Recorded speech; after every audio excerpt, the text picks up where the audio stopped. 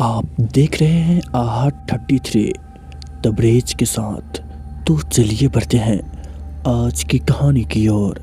उससे पहले अगर आपने अभी तक हमारी यूट्यूब चैनल को सब्सक्राइब नहीं किए हैं तो ज़रूर कर ले, ताकि आने वाली वीडियोज़ की नोटिफिकेशन आपको जल्द ही मिल जाए। ठंड का समय था। शहर में घना कोहरा छाया हुआ था। मेरे दादा एक बड़े अधिकारी थे। रोज की तरह उस दिन जब मेरे दादा अपना काम ख़त्म कर दफ्तर से घर की ओर जाने लगे तो रास्ते में पड़ने वाले बाजार से वो कुछ सामान लेने के लिए रुके। उनके बाकी साथी आगे चले गए और वो पीछे छूट गए।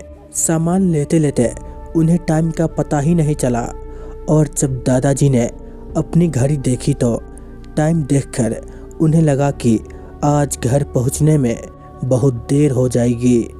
उन्होंने सोचा जंगल के रास्ते अगर जाऊं तो जल्दी पहुंच जाऊंगा, इसलिए उन्होंने जंगल की ओर गाड़ी घुमा ली। काफ़ी अंधेरा हो गया था। दादाजी तेज गति के साथ गाड़ी चला रहे थे, लेकिन उनकी गाड़ी के एक आगे एक औरत आ गई। उन्हें झटके से ब्रेक मारनी पड़ी। जो औरत गाड़ी के सामने आई थी वो तेज तेज रो रही थी। दादाजी को लगा कि वो जरूर किसी मजदूर की पत्नी होगी जो रास्ता भटक गई है।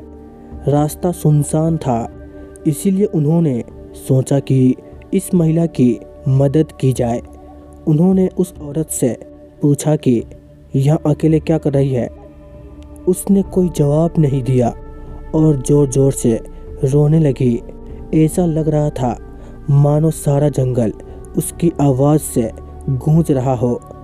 दादाजी ने पूछा कि उसका घर कहाँ है, तो भी वो कुछ ना बोली।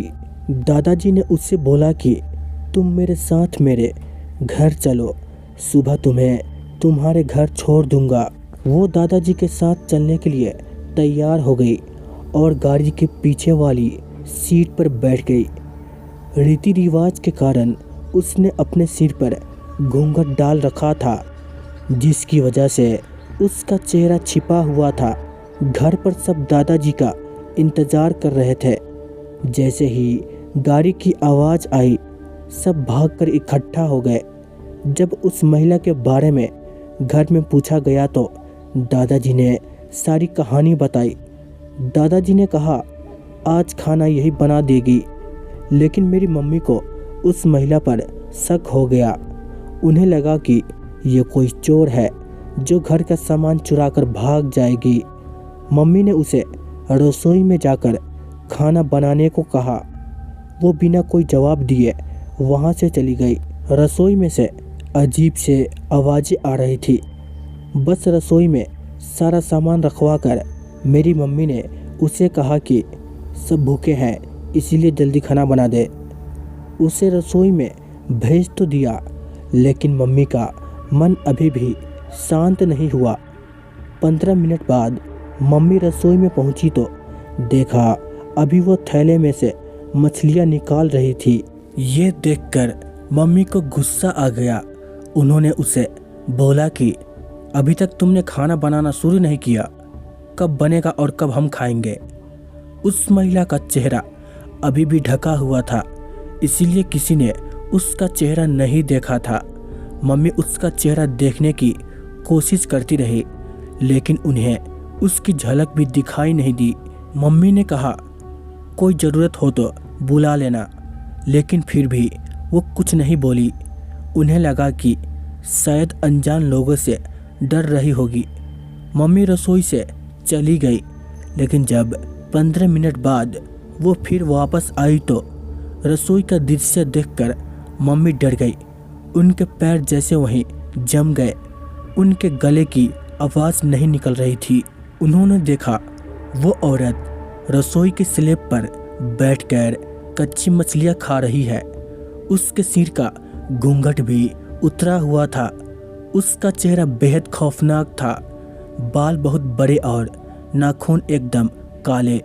वो मछलियाँ खाने में मगन थी, इसीलिए उसका ध्यान मम्मी पर नहीं गया।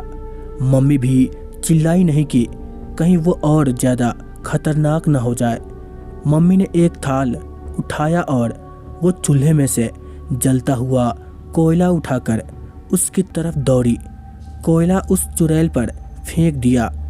आग की जलन की वजह से वो डायन तेज तेज आवाज़ें निकालने लगी।